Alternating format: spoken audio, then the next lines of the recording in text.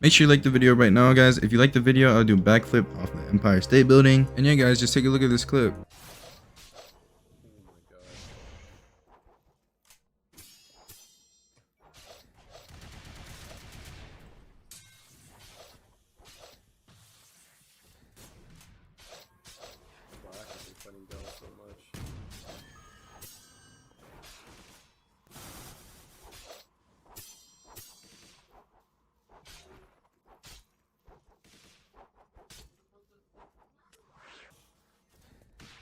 Now you may be thinking this is just a normal clip of Acid comboing somebody up, right? But it's actually way more complex and deep than you think it really is. You may be saying that this is a parry issue and he could have just parried all of it or vented all of it. But at the end of the day, not everything is ventable, and everybody having different erudition needs doesn't help that either. And although technically he could have parried it, that doesn't mean that something is punishable. You can also do a lot of feints in this game to mess up their parry CD, and that is what this video is mostly going to be about. So let's go back to the clip.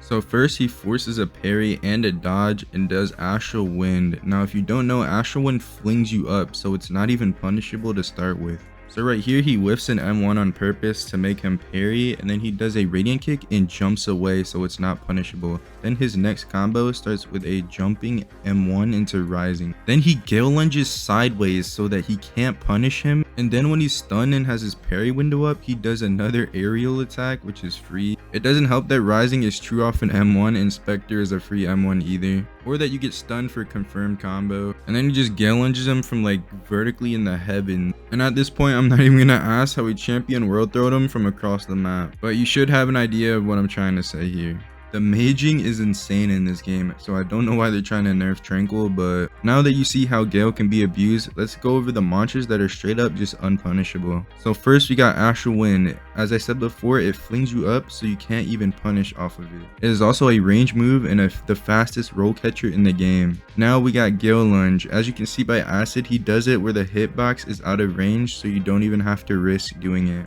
Now we have Gale Punch. I'm pretty sure the double parry pushes you back, or the first parry lands and then it hits you or pushes you back. And then if you try to block it, you just get guard broken because it does so much posture damage. Now I'm pretty sure this mantra can actually be parried, so it's kind of iffy, but you have to double press F pretty fast and it's really weird. It also doesn't help that it's just straight up a range move, so you don't even have to do anything to use this. You can get far enough for it to just be unpunishable and free damage. Now if we look at Spectre M1, you can just do a jumping M1 after a stun and it is confirmed if you faint. Now if we take a look at the common oaths used with Gale, we have Dawnwalker and Star Kindred, the main mantras being Sinister Halo, which can't even be parried after feint, and Dawnwalker Kick, which is just straight up a range move so it can't be punished.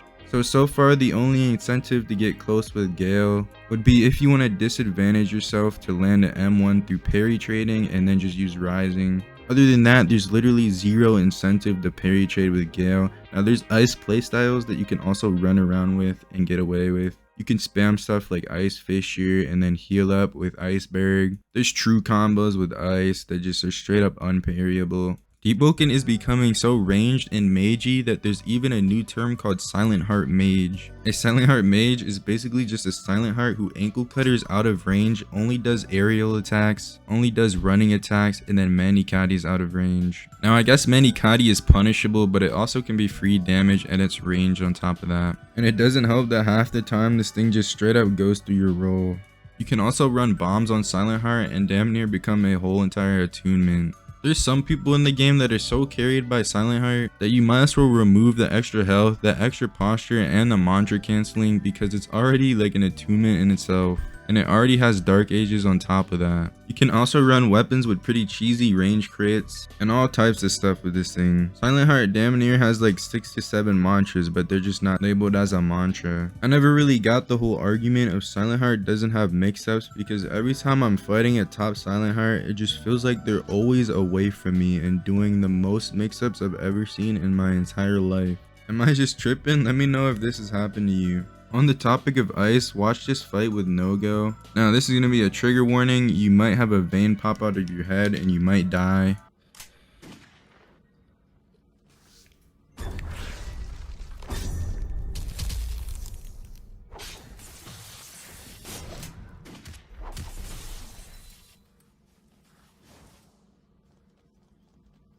Yeah, I kind of decided. I don't have bomb, so. No! Oh, with the cheese? That is so cheese.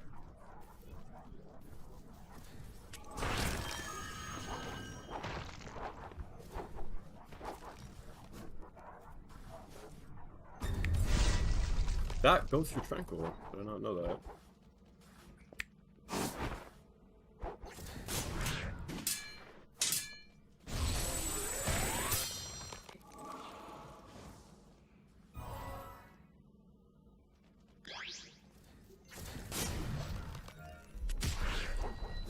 That's it.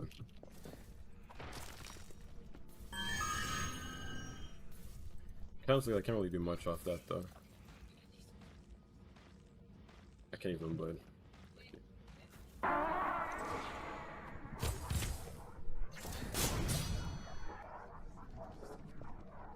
No, I can't. I can't go in Tranquil either, so.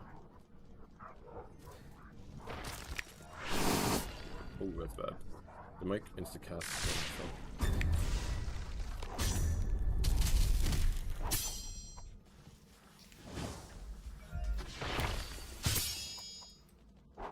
Like, this is what should be getting nerfed. It's these types of playstyles.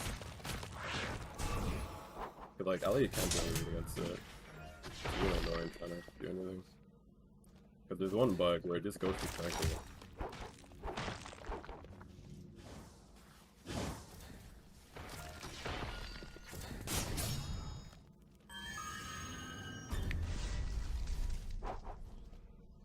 What do I keep shouting there?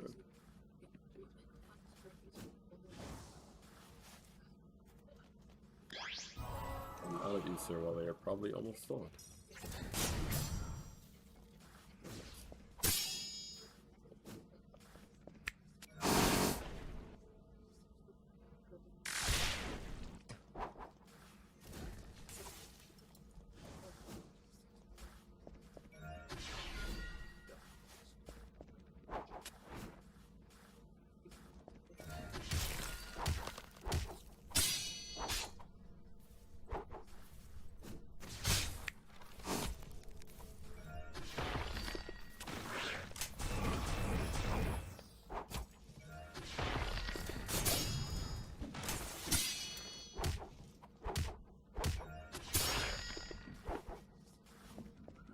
So yeah, an advertisement popped up, but you kind of get the gist of the video. Noga won that fight, but solely off of prediction and counter into the storm. But if he would have failed the counter, he most likely would have just lost the fight. And that guy he was fighting is not skilled whatsoever. He might not even be that region based on how he was parrying. And that guy right there is top 250 and higher in Chime right now. Thank you guys for watching. If you enjoyed my content, make sure to support me and peace.